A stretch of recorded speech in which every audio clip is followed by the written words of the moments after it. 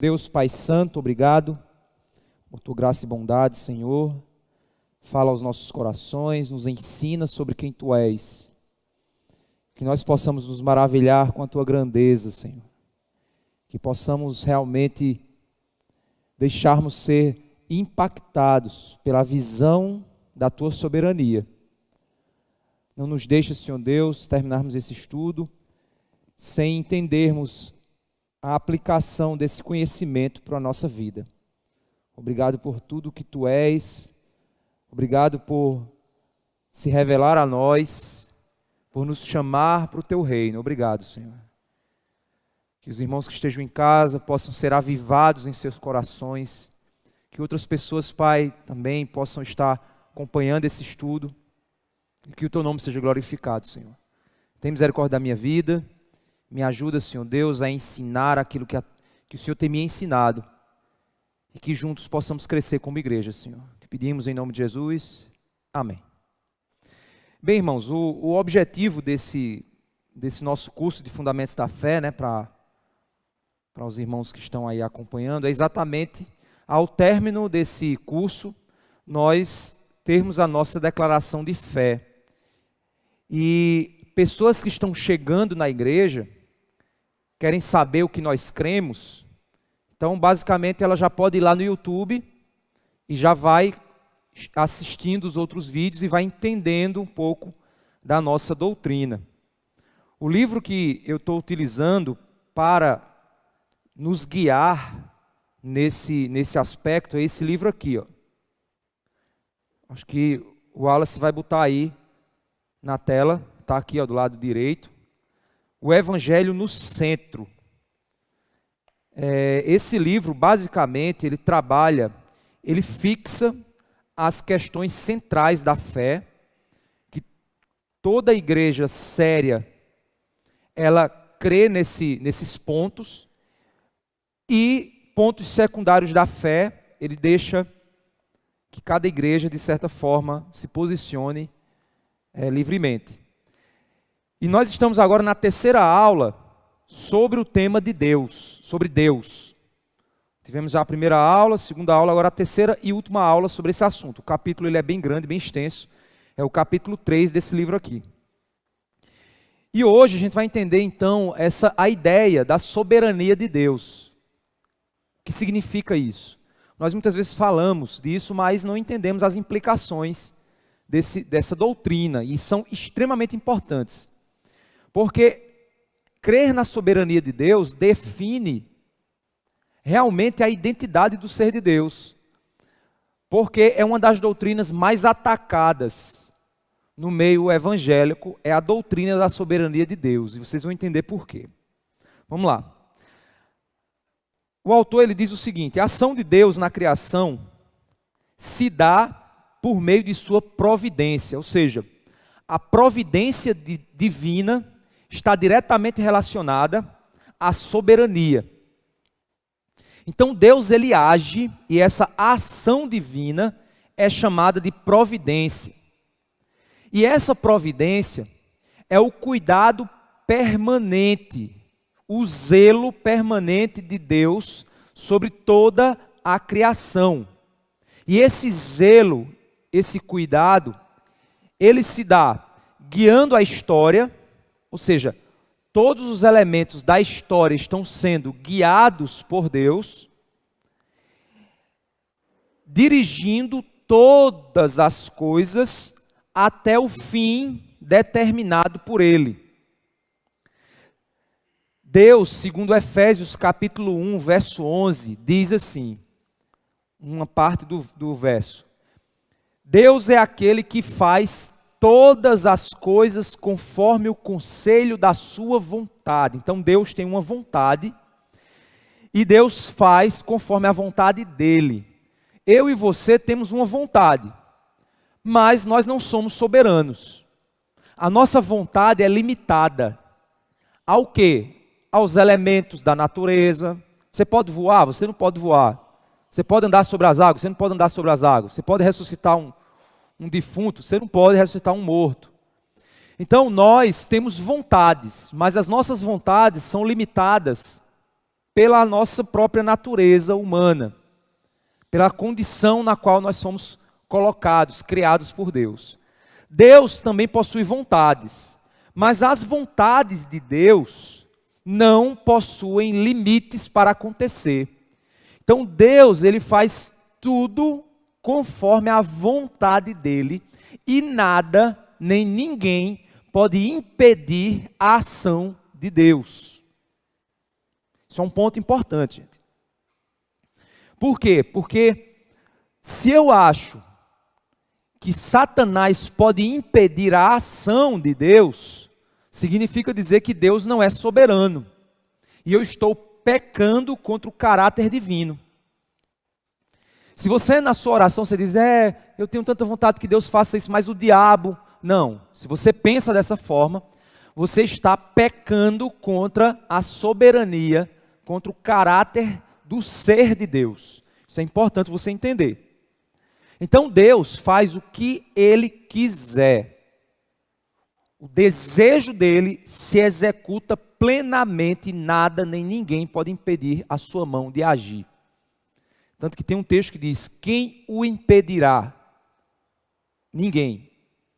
O Catecismo de Heidelberg, na página 27, ele ensina o seguinte: a providência de Deus é a força todo-poderosa e presente com que Deus, como se fosse por suas mãos, porque ele não precisa pegar para fazer, né? Sustenta e governa o céu, a terra e todas as criaturas. Assim, ervas e plantas, chuva e seca, anos frutíferos e infrutíferos, comida e bebida, saúde e doença, riqueza e pobreza, e todas as coisas não nos sobrevêm por acaso, mas de sua mão paternal. Essa providência, ela é contínua. E a gente precisa entender, por exemplo, lá em Gênesis capítulo 50, do verso 17 ao verso 20, José nos dá uma posição muito interessante a respeito dessa doutrina. Quando ele diz assim, assim direis a José, perdoa, pois, a transgressão de teus irmãos e o seu pecado, porque te fizeram mal. Agora, pois, te rogamos que perdoe as transgressões dos servos do Deus do teu pai. José chorou enquanto lhe falavam. Depois vieram também os seus irmãos e prostraram-se diante dele e disseram, eis-nos aqui por teus servos. Respondeu-lhe José, não temais, acaso estou eu em lugar de Deus? Vós, na verdade, intentastes o mal contra mim. Olha que interessante. José não justifica os seus irmãos. José não faz com que os atos maus dos seus irmãos sejam transformados em atos bons sobre a perspectiva moral. Continua sendo mal. A intenção deles era má. E eles iriam pagar por essa intenção má diante de Deus. No entanto, ele disse, eu estou em lugar de Deus, ou seja, por acaso eu posso julgá-los conforme a minha régua? Não. Vós, na verdade, intentastes o mal contra mim. Porém, Deus o tornou em bem, para fazer como vedes agora, que se conserve muita gente em vida. Ou seja, José, ele não se fechou em uma percepção local das ações divinas. Ele ampliou a sua perspectiva, ele olhou com um olhar eterno e disse, vocês foram maus, mas Deus permitiu que isso acontecesse e transformou esse mal em algo bom. Mas foi algo bom na hora? Não. Foi algo bom no resultado final. No resultado soberano. Foi algo bom. Isso é muito importante da gente entender. Se nós entendermos e descansarmos nesse entendimento, muita coisa da nossa vida a gente vai aprender a descansar. Se nós aprendêssemos a doutrina da soberania de Deus, a gente se livraria da ansiedade, da depressão, do medo, de todas essas outras coisas que nos afligem. Por quê? Porque eu preciso entender que Deus, Ele é soberano sobre todos os detalhes da criação. Deus é soberano. Nada da criação se opõe à vontade realizada de Deus. O ser humano, ele pode se opor em vontade, mas ele não consegue impedir o propósito soberano de Deus. Mesmo que o ser humano seja mau, aquela maldade Deus soberanamente usará para produzir um bem. Isso a gente entende conforme Romanos 8, 28. Diz assim: todas as coisas cooperam para o bem daqueles que amam a Deus, daqueles que são chamados segundo o seu propósito. Ou seja, Deus chamou os homens a um propósito. E todas as coisas, boas e ruins, irão cooperar para o bem daqueles que Deus chamou para um propósito. Qual? A gente vai entender. Romanos 8, 29 e 30 nos dá essa resposta. Deus, Ele separou um povo. E esse povo, Deus está formando nesse povo a imagem e semelhança do Filho dele. Então nós somos uma obra em andamento. A santificação em nossa vida é uma obra em andamento.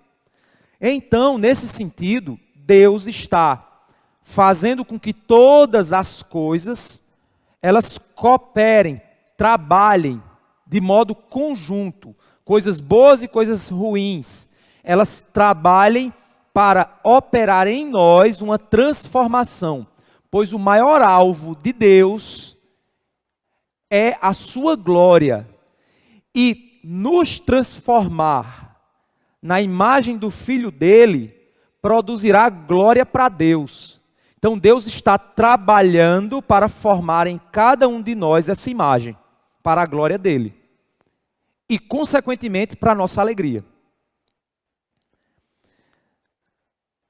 Por isso, precisamos entender que o mal está sob o domínio de Deus.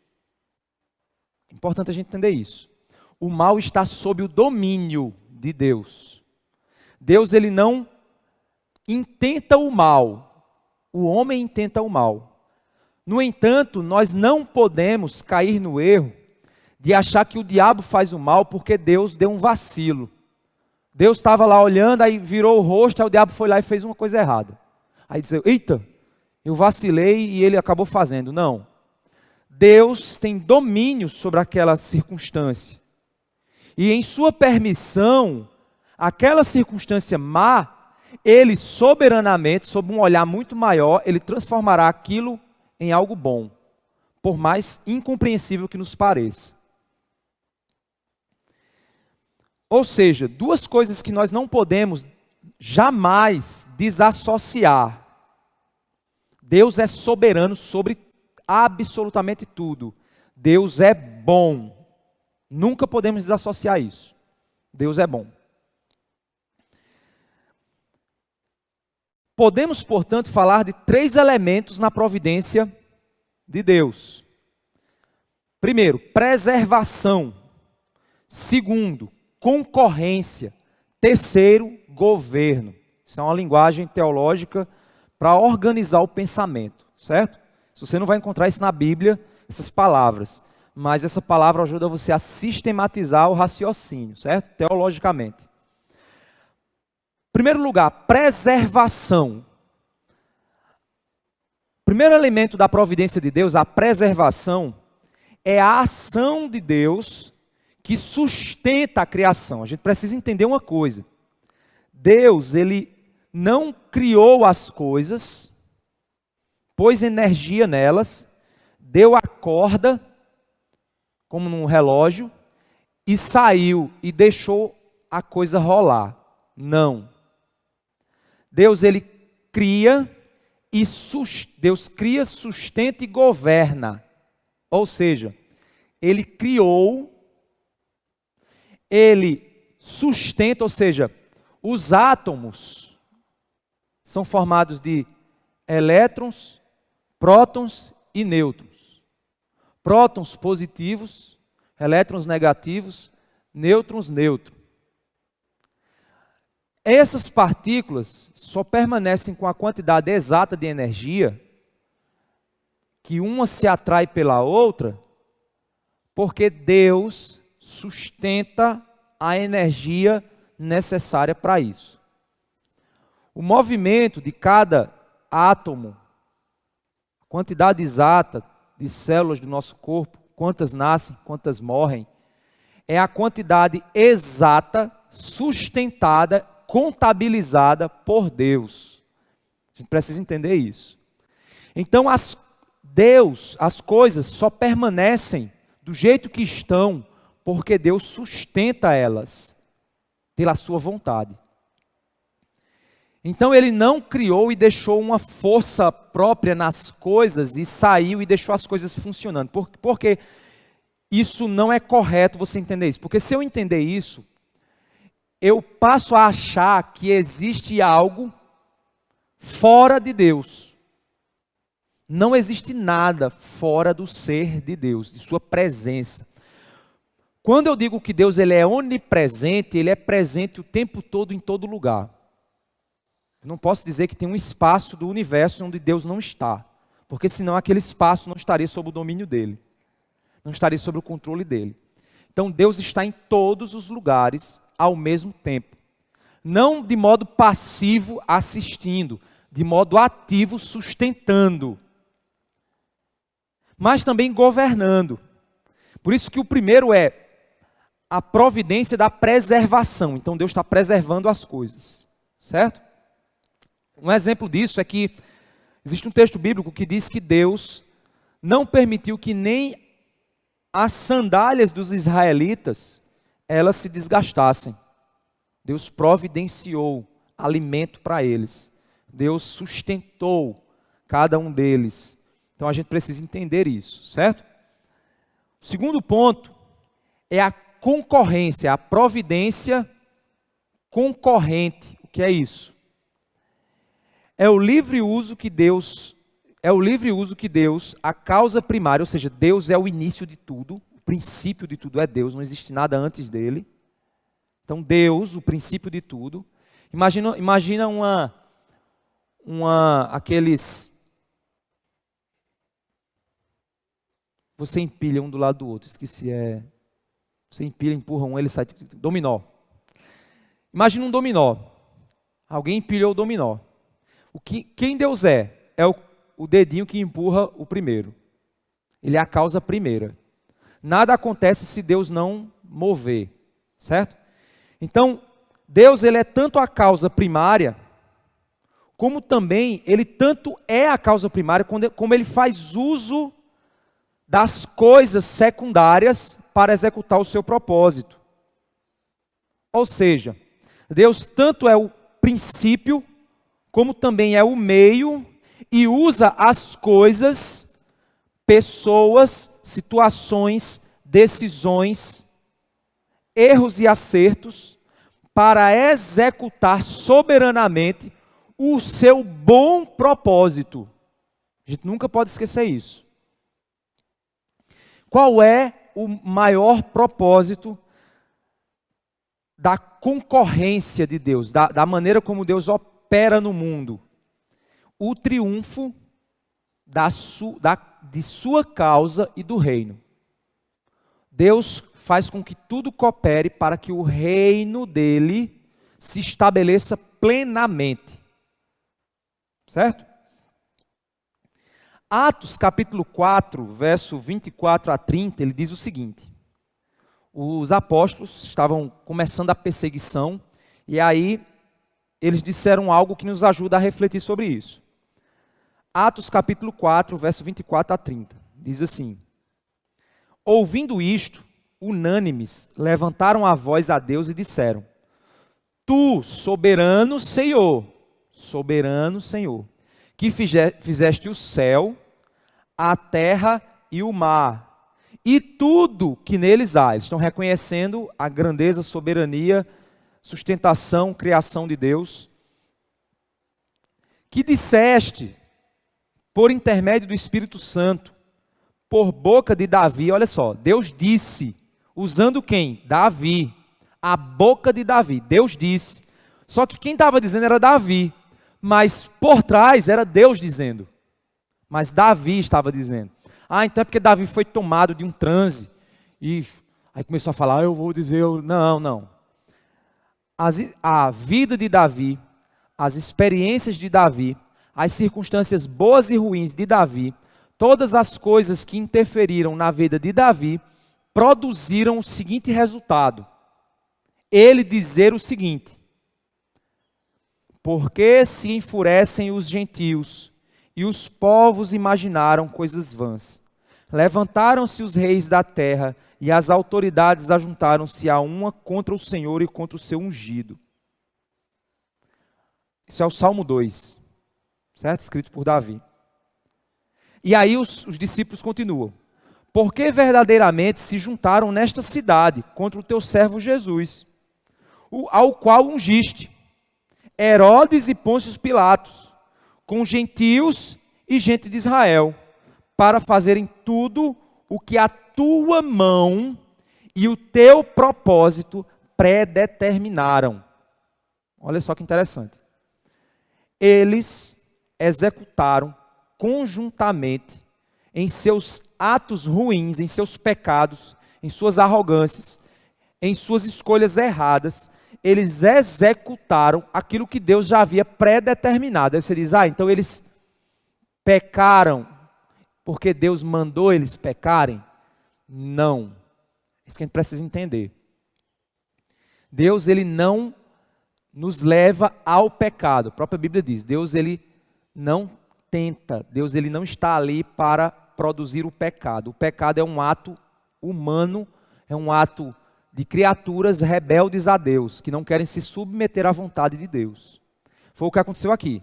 Aqueles homens se juntaram para matar Jesus. Só que enquanto eles achavam que estavam matando por seu próprio pecado, e eles estavam sendo motivados pelo seu coração caído, odioso a Deus, por trás de tudo, Deus estava permitindo para que a sua soberana vontade se realizasse. Só que é preciso a gente entender o seguinte, quando ele diz, agora Senhor, olha para as suas ameaças.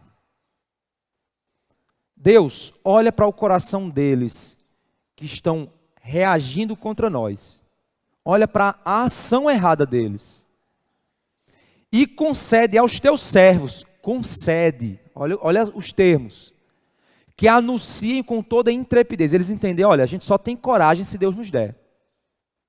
Então Deus, olha para o erro deles, olha para as decisões deles, e concede a nós a capacidade de ter coragem para anunciar a tua palavra, enquanto estendes a mão para fazer curas, sinais e prodígios por intermédio do nome do teu santo servo Jesus.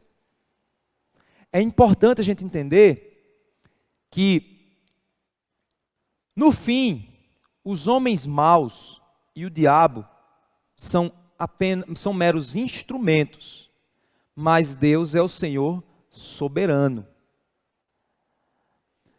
Todos os ímpios, até mesmo os anjos caídos, fazem aquilo que é contrário à vontade de Deus, desobedecendo ao seu comando. Mas, ou seja, vamos lá, isso é muito importante, porque tem gente que cai no seguinte erro, de cometer a blasfêmia de dizer, então se Deus é soberano, as coisas más, Deus faz o mal por trás do homem. Não, isso é blasfêmia, certo? A gente tem que ser muito cauteloso com isso. Só que a gente está chegando num ponto que a gente tem que ter muita cautela com o nosso pensamento, porque a gente está chegando numa dimensão do entendimento que a gente está chegando em uma área da qual a gente não vai ter mais capacidade de reflexão, por causa da nossa limitação como seres humanos. Então vamos lá, de maneira bem organizada. Todos os ímpios, anjos caídos, fazem aquilo que é contrário à vontade de Deus. Eles fazem o que é errado, desobedecendo ao comando de Deus. Deus manda e eles fazem o contrário. Mas por causa da onipotência de Deus, é impossível a eles realizar qualquer coisa contra essa mesma vontade. Pois, enquanto agem em oposição à vontade de Deus, ela é cumprida por eles. Olha só, parece contraditório. Um Deus bom não permitiria que o mal fosse feito. Um Deus bom não permitiria que o mal fosse feito. Entenda isso. A não ser que um Deus onipotente pudesse transformá-lo em bem. Vou repetir. Se eu disser que Deus permite o mal, simplesmente porque Ele cruzou os braços, eu estou dizendo que Deus é mau. Certo? Mas se um Deus onipotente, que toda a sua vontade é boa, perfeita e agradável, e é soberano, que governa tudo, Ele permite o mal, Ele não permite o mal porque está cruzando os braços, Ele permite o mal porque Ele vai transformar aquilo em bem. E mostrar a sua bondade, a sua glória e a sua justiça, por meio de toda aquela situação que está acontecendo ali. É isso que José disse. Vocês intentaram o mal. José sofreu? Sofreu. Foi difícil? Foi. Demorou? Demorou. Mas no fim, ele entendeu que tudo aquilo que eles fizeram não foi justificado, mas Deus transformou toda aquela experiência ruim em glória para Deus e em crescimento para José. Transformação para José. Certo? Então, olha. Enquanto esses seres agem em oposição à vontade de Deus, enquanto eles estão agindo em oposição, essa vontade acaba sendo cumprida através de uma perspectiva maior. Certo? Um Deus bom não permitiria que o mal fosse feito, a não ser que um Deus onipotente pudesse transformá-lo em bem. Ou seja, Deus permite que o mal aconteça porque Ele é soberano bastante para dominar a situação e transformar aquele mal em algo muito melhor. Então o mal é um preço muito pequeno diante de toda a bondade de Deus. No fim de tudo, aquele mal, sob uma perspectiva muito maior, aumentou ainda mais o bem, a glória e a transformação da sua vida e do propósito de Deus. Isso é profundo, né? Vamos lá. É necessário afirmar que a providência de Deus, isso é importante, não tira a responsabilidade do homem. Vamos lá. Nós não cremos em livre arbítrio. Quero deixar isso muito claro. Nós não cremos em livre-arbítrio. O que é livre-arbítrio? Livre-arbítrio é liberdade para fazer o que quiser. Nenhum ser abaixo de Deus tem liberdade para fazer o que quiser. Deixa eu explicar por quê. Quando o homem lá fora está pecando, quando um ladrão está roubando, ele não está roubando porque é livre, não. Ele está roubando porque é escravo do vício, escravo da maldade. Ele está sendo incitado. Algo de fora está, junto com algo de dentro, está movendo a vida dele a executar aquilo. Ou seja, ele é escravo. As ações dele são escravas do coração e do mundo ao seu redor. Ele não é livre. Ninguém é livre. Não existe livre-arbítrio. Não existe livre-arbítrio. É importante a gente entender isso. Não existe livre-arbítrio. E hoje, sou livre? Não, sou escravo de Cristo.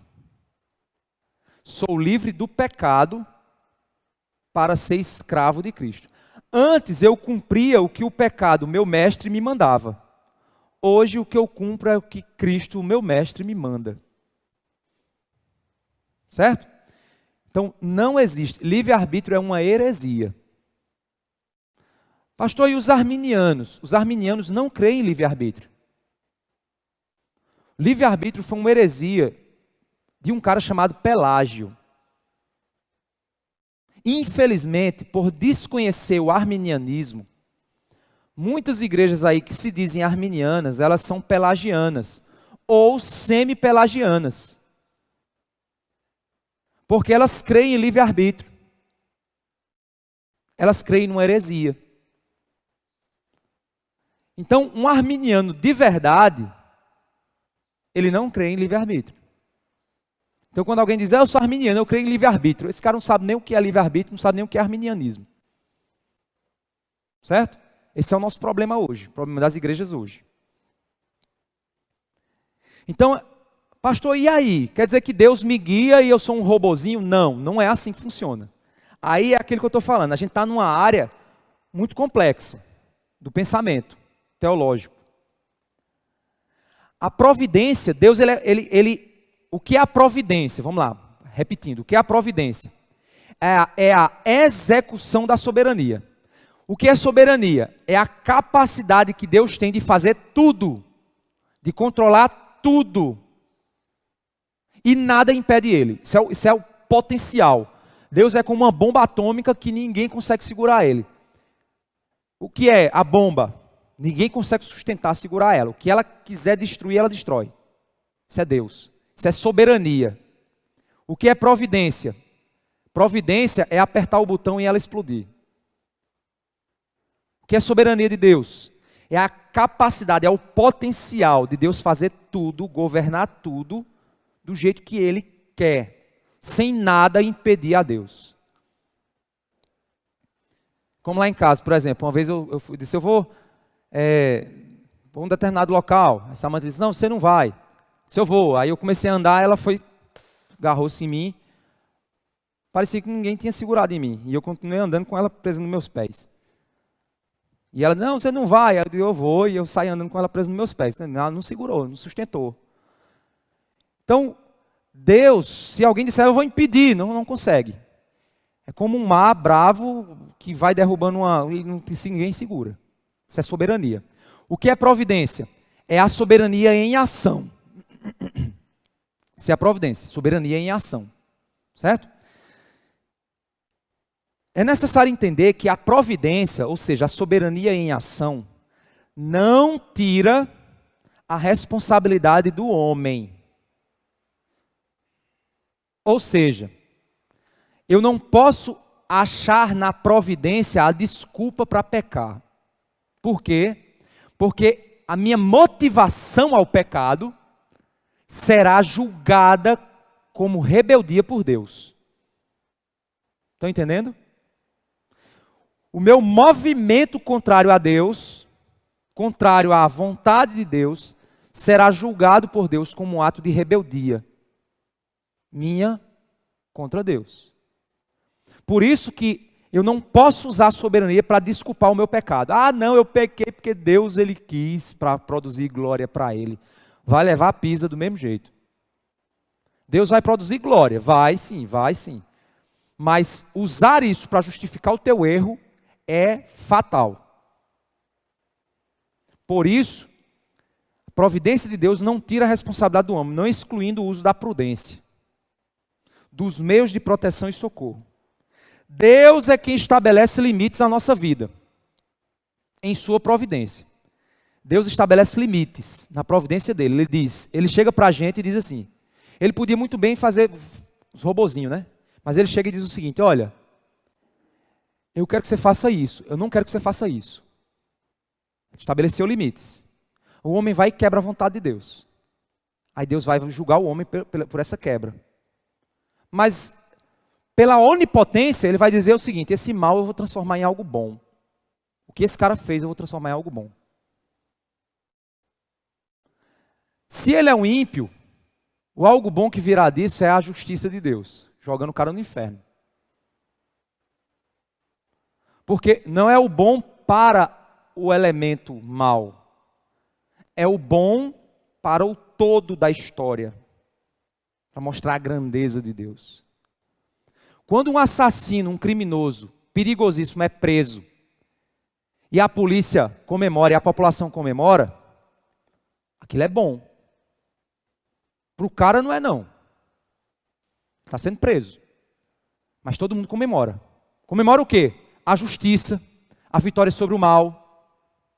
Então, quando Deus julgar a maldade, vai produzir glória, por quê? Porque as pessoas, o bem vai ver e vai dizer, louvado seja Deus. Deus é quem estabelece limites à nossa vida em sua providência, mas isso não quer dizer que não devamos fazer uso dos meios e remédios que Ele nos tem dado para a preservação da nossa vida. Deus, Ele estabelece limites ao nosso corpo, mas Ele também nos exige uma boa alimentação. Ele exige da gente que a gente não seja sedentário, porque o sedentarismo adoece. Ele exige da gente, ou seja, Deus ele é providência, mas também Ele exige de nós responsabilidades. Está entendendo? Deus, Ele providencia a nossa saúde, providencia, mas Deus vê tu comendo hambúrguer todo dia. Ele vai botar uma doença do coração em você. Ai Deus, por que o Senhor botou uma doença em mim? Ai Jesus. Deus estabeleceu limites, você não respeitou os limites dados por Deus. Você se relacionou com a comida de modo pecaminoso. Ao invés de você aproveitar a comida para alegria, você aproveitou a comida para satisfação plena. Isso produziu em você doença. Você se relacionou errado. Pastor, mas tem gente que come lixo todo dia e não adoece. Providência de Deus também na vida daquela pessoa. Fazer o quê? Você vai olhar para Deus e vai dizer, você é injusto, você deixou que eu comesse tudo e eu adoecesse aquela pessoa. Não, aí você vai entrar num debate complicado. O que Deus quer é produzir em você um coração que honre a Ele. É isso que Deus quer. Um coração disposto a obedecê-lo. É isso que Deus quer. E aí Ele vai estabelecer limites físicos, emocionais. Ele vai dar direções. Ele vai silenciar em momentos. Ele vai falar em outros. Para produzir no meio de tudo isso a glória dele. E chamar você à responsabilidade. Ei, por exemplo, por que eu devo orar? Porque Deus determinou que Ele quer realizar as coisas por meio da oração. Mas Ele pode realizar sem oração? Pode.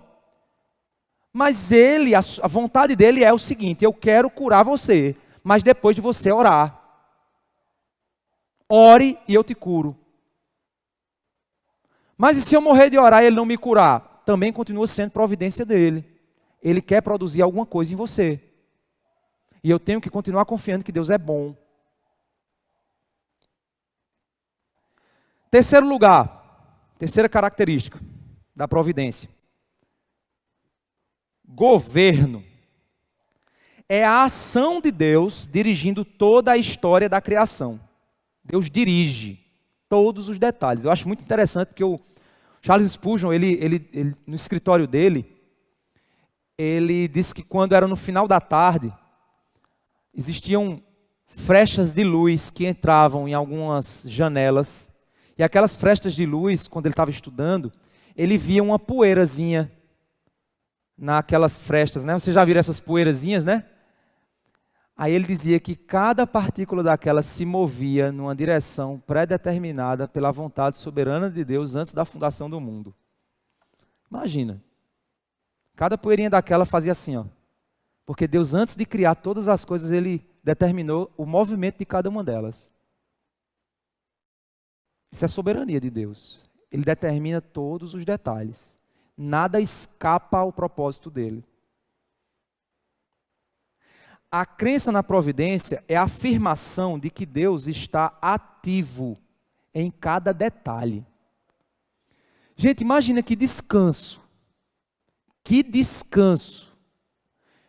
Imagina que eu pego a estrada, bato numa coisa, meu carro vira, eu estou lá, de cabeça para baixo. Aí na mesma hora eu digo assim, Deus permitiu que isso acontecesse porque Ele quer me ensinar alguma coisa. Olha o descanso que eu tenho no meio daquela agonia toda. Deus está cuidando de mim. Se eu morrer aqui, é porque Deus já tinha determinado o meu fim. Então eu vou ficar aqui para morrer. Não, aí Deus me chama a responsabilidade. Salve sua vida. Tome uma ação. Saia daí. Estão entendendo? No fim, eu acho interessante porque assim, às vezes eu viajo na maionese, né? Aí eu penso assim, esse corpo aqui, isso é um simulador. É um simulador. O simulador é aqueles, por exemplo, quando você vai, existe simulador de avião, né? Que aí você simula como se você estivesse dentro de um avião. E ali você vai executar os controles, todos os controles necessários para dominar o avião em todas as circunstâncias. Mas é o controle que está na tua mão. Você não está dentro do avião. O controle nosso é o coração. Esse é o controle está aqui. Tem que apertar os botãozinhos direitinho. Mas o meu corpo é o simulador. É por meio do meu corpo que eu experimento alegria, tristeza, cansaço, sono, limites para o corpo. Eu experimento no corpo limites. Prazer, eu experimento no corpo. Doença, eu experimento no corpo. Responsabilidades, eu experimento no corpo. Irresponsabilidades, eu experimento no corpo. Ou seja, o que é a vida, gente? A vida é um simulador do meu coração. Para que ao término de tudo, Deus observe, Deus me guie, me transforme, para que esse elemento aqui aperte os botões para a glória dele. Esse é o desejo de Deus. Ele poderia ir lá apertar os botões, mas ele nos chamou a essa responsabilidade, para nos mostrar o caminho, nos fazer ensinar e sermos semelhantes ao Filho dele. Porque Deus não criou robôs, Deus criou adoradores. E esses adoradores precisam se submeter a Deus. E isso porque Deus permitiu que nós tomássemos essas ações. Se são boas, glória a Deus. Se são más, seremos responsabilizados. Mas no fim de tudo, Deus produzirá glória no meio de tudo isso. Vamos lá. O governo de Deus é administrado por meio de leis físicas que Ele mesmo estabeleceu. Deus estabeleceu limites. É interessante, olha. A velhice, o que é a velhice, gente? Você já parou para pensar? Quando você é novo, pronto, lá em casa tem um rapaz, não vou dizer o nome para você não saber quem quer subir a escada lá de casa de 4 em 4 degraus. Aí eu disse, não faça isso, você vai se arrebentar. Resultado, lascou a canela. Aqui. Lascou mesmo a canela. Aí eu disse, eu avisei a você que não fizesse. Você teimou e fez. Ou seja, é como Deus faz. Deus disse, não faça isso. Você vai e faz. Deus disse, eu avisei que não fizesse. Ou seja, quando a gente é novo, a gente tem muita energia, muita força, mas pouca maturidade. E comete loucuras. Eu tenho certeza que ele não vai mais pisar, talvez ainda pise, né? Mas vai evitar pisar de 4 em 4 degraus. Porque ele aprendeu com a dor. Pode ser que teime, mas vai chegar um ponto em que ele vai amadurecendo, a vida vai dando pancada, você vai entendendo a realidade, e aí você vai o quê? Amadurecendo. Só que aí você começa a amadurecer, começa a envelhecer. Aí, quando você vai envelhecendo, você vai ganhando ainda mais limites do corpo. Você já não pode mais fazer o que você fazia, você já não tem mais a força que você tinha. Mas você tem a sabedoria que você não tinha. Ou seja, quando você era novo, você podia fazer tudo sem sabedoria. Quando você é velho, você não pode fazer tudo, mas agora tem sabedoria. Imagina se eu pegasse a cabeça de um velho e botasse numa criança. Menino top, desenrolado. Mas Deus não criou assim. Por quê? Porque é impossível você ter a cabeça de um velho e uma criança. Porque ele precisa o quê? experimentar para amadurecer. Esse processo Deus criou assim. Por isso que a gente precisa viver cada etapa da nossa vida. Porque Deus estabeleceu leis físicas para tudo. E nós não podemos ir contra essas leis. Do mesmo modo que Deus governa através das propriedades da lei da mente e também mediante o Espírito Santo que influencia, instrui e persuade. Deus também trabalha por meio das leis da minha mente, minha forma de pensar. Deus também está ali operando. Deus usou cada apóstolo dentro da personalidade dele, mas transformou esses homens. Olha que interessante, Moisés, filhinho de papai, todo poderoso, o segundo em comando, sendo prometido para se tornar o cara mais top do Egito, Faraó. Aprendeu tudo sobre ciência, todo o poder, só que também justiceiro social, metido a justiceiro, estava lá com a placa do PSOL. Aí viu lá os escravos sendo espancados. Foi o que ele fez. Eu sou um justiceiro, vou lá quebrar o cara. Matou o cara no ódio, na força do ódio. Matou um soldado porque viu a injustiça e foi vingar com as próprias mãos. Um homem irascível. Perdeu o controle. Ele percebeu tanto que perdeu o controle que para pensar. O cara era filho de Faraó. Ele podia muito bem dizer o seguinte: aquele cara mexeu comigo e tal. Não. Ele ficou tão desesperado pela doidice que ele fez que ele fugiu. Ele podia ter inventado uma história, se fosse premeditado, mas não, ele foi um cara... Anos depois, ele sobe no monte para pegar as tábuas de mandamento. Deus, com o dedo dele, desenha as leis, entrega para ele. Tábua santa, né, gente? Santíssima. Dedo de Deus escreveu. Ele vê o povo lá na micarande. Aí ele diz assim: povo miserável, vai, tá, lascou no chão com ódio. Aí Deus disse: ei, que é isso, cara? O que você fez com o meu trabalho? Só pensando de ser quem? Ai, bata uma vez na rocha, Moisés. Ei, por causa disso você não vai entrar na terra prometida. No término da vida de Moisés, Moisés passou 40 anos no Egito, depois passou 40 anos no deserto, depois passou 40 anos no Egito, 40 anos como pastor, depois 40 anos no deserto guiando o povo. Com 120 anos, Moisés morre. Aí, os últimos escritos a respeito dele, que dizem que provavelmente foi Josué que escreveu, dizia assim: Moisés foi o homem mais manso sobre a face da terra. Como é? Aquele meme, né? Como é que é? Acaba sem dente. Como é que é? O que é que Deus fez? Transformou Moisés. Transformou a personalidade dele. Transformou quem ele era. Mas o que levou, olha só, o que levou Moisés para o deserto virar pastor? O erro dele. O que levou Moisés a muitas experiências que transformou a vida dele? Alguns erros dele. Ah, então isso justifica? Não, porque ele não entrou na terra prometida. Se deu mal. Se deu mal. Foi salvo, né? Mas se deu mal. O que é isso?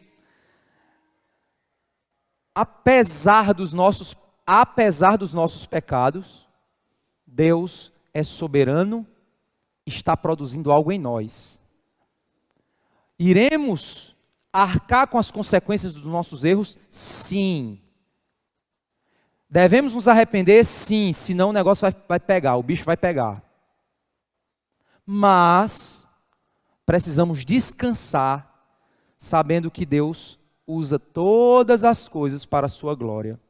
E que se nós nos arrependermos, clamarmos por misericórdia, Deus operará grandiosamente em nossa vida.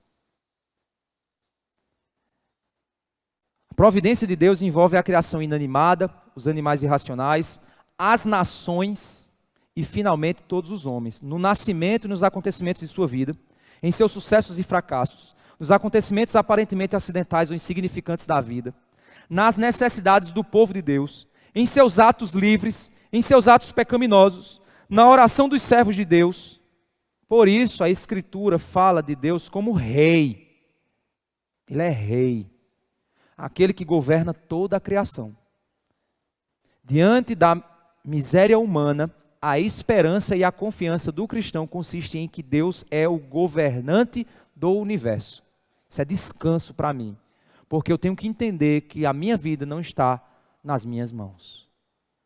Então eu não tenho que me desesperar com nada, absolutamente com nada. A única coisa que tem que me desesperar são os meus pecados. É a minha incapacidade de confiar nisso. Isso é que tem que me deixar agoniado. E por isso eu tenho que buscar a Deus. E por isso Deus, percebendo isso, me transformará. Ele é o Senhor eterno, livre, perfeito, justo, santo, reto, soberano e misericordioso. O propósito supremo do governo de Deus, da providência, é glorificar a Deus por meio das bênçãos que os eleitos recebem. Deus quer glória para Ele por meio das bênçãos que Ele te dá. Aí você diz, isso não é muito egoísta, não? Deus está pensando na sua glória. Gente, a melhor coisa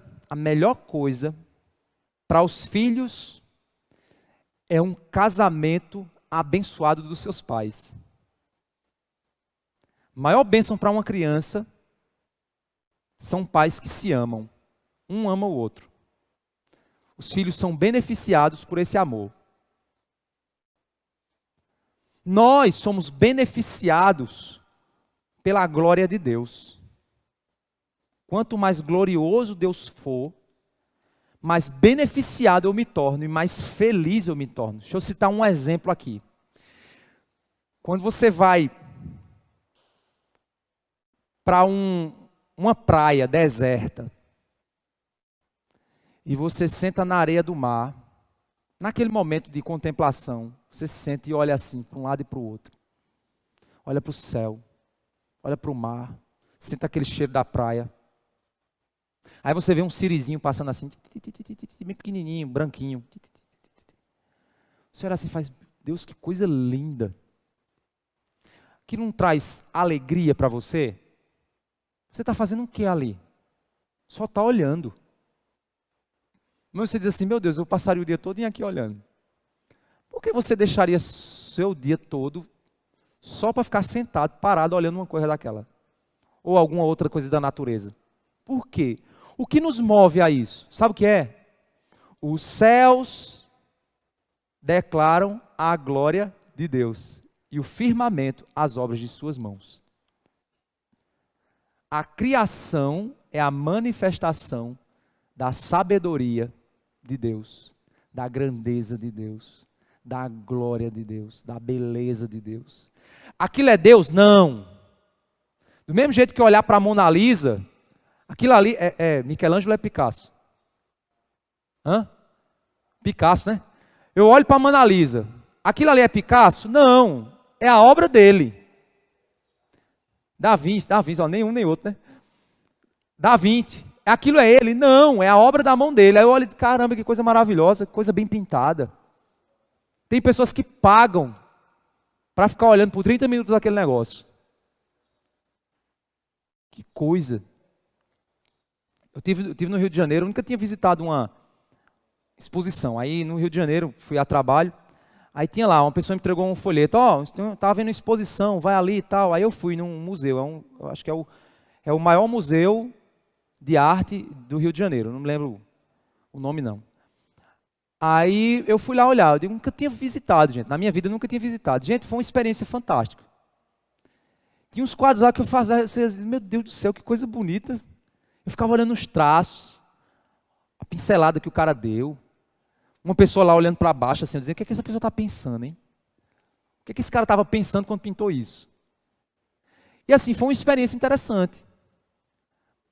Mas imagina você contemplar essa grandeza na natureza, sabendo que o escultor e o pintor é muito maior. Isso sabe o que é o nome disso?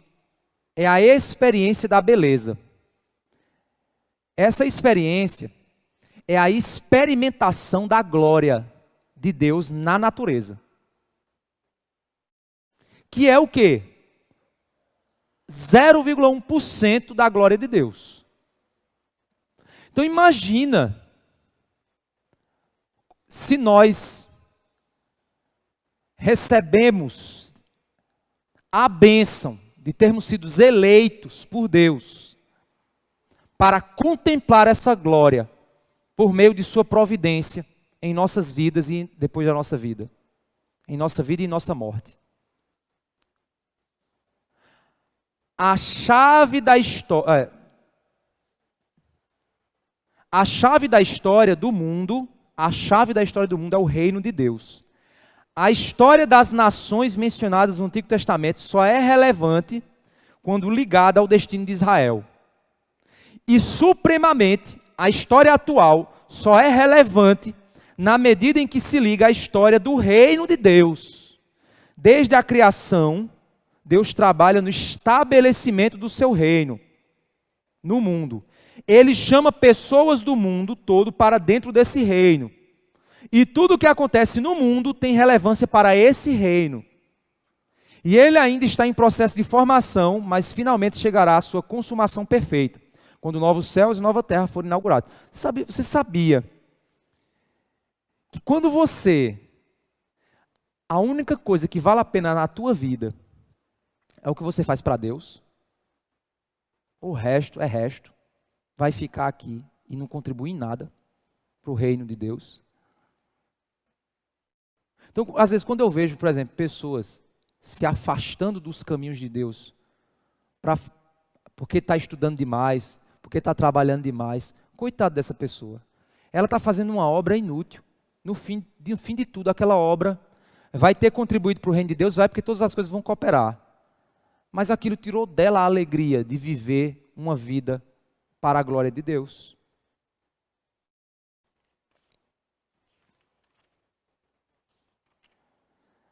Diante disso, nós precisamos entender que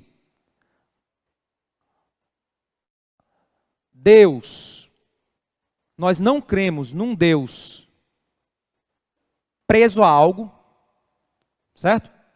Tudo que Deus faz é livre, nada está forçando Deus, nada, para Deus fazer.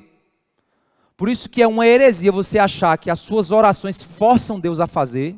Não forçam. Não forçam. Suas orações apenas trabalham o seu coração e trabalham a providência de Deus na sua vida. Mas isso não vai coagir Deus. Deus vai ficar coagido, está Deus na parede, eu determinei. Não, isso é heresia. Nada, absolutamente nada segura, sustenta ou vai obrigar Deus a fazer alguma coisa. Nada. Outra coisa, nós não cremos num Deus que está aprendendo. Isso é uma heresia, isso chama-se teísmo aberto. Isso é uma heresia. Deus está testando e está vendo, eita, agora eu vou fazer assim porque eu vi que deu certo. Eita, agora Eli eu vou tirar ele do emprego porque aí depois eu vou... Olha, agora finalmente eu estou vendo. Não. Deus já sabe o início, o meio e o fim de tudo. Ele já sabe onde você vai estar daqui a 10 anos. Ele está no passado, no presente e no futuro. Ele é eterno. O que a gente está vendo, experimentando é apenas o desdobrar da vontade de Deus no tempo. A peça eterna, divina, está se processando. E nós estamos apenas dentro da Matrix, experimentando tudo aquilo que Deus soberanamente decretou. Certo? No entanto, se Deus controla todas as coisas, então eu posso usar isso para justificar meus erros? Não, porque Deus também determinou nos chamar a participar desse processo. E dentro de um limite que nós não entendemos, Deus nos responsabiliza pelas nossas más escolhas. Certo? Tentar achar o limite para isso é loucura, é impossível para nós. Nos dobrar a isso é o mais importante. Como eu me dobro a isso? Primeiro, descanse na soberania de Deus, apesar dos teus erros. Descanse. Segundo, lute com todas as suas forças para conhecer a vontade e viver a vontade de Deus, porque você prestará contas do que você fizer com o seu corpo. Aonde eu vejo o limite? Não tente ver. Apenas aceite a responsabilidade que você tem sobre as suas escolhas. Pastor, mas e se eu errar? Descanse na providência de Deus. Arrependido. Que Deus também não é besta, não é bobo. Ah, eu errei agora. Não, tá certo, Deus, o Senhor vai consertar. Deus vai dizer, está pensando que eu sou menino, é? Você ficar me enganando, achando que eu... não, eu sei o teu coração.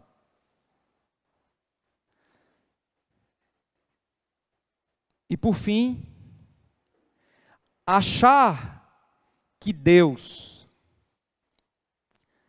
em alguma medida, não é soberano, é pecar contra o ser de Deus. Isso traz consequências para a vida.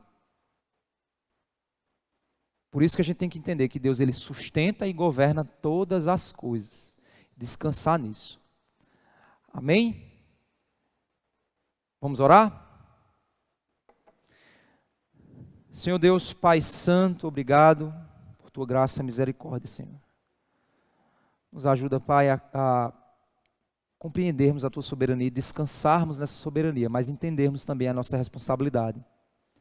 Nos ajuda, Senhor Deus, a acharmos o equilíbrio necessário para descansarmos sem sermos negligentes e também agirmos sem sermos prepotentes.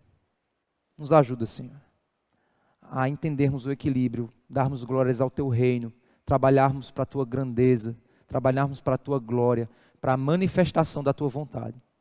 Obrigado, Senhor Deus, por descansarmos, por conhecermos a tua soberania e aprendermos a descansar nela. Te pedimos e agradecemos por tudo. Em nome de Jesus. Amém.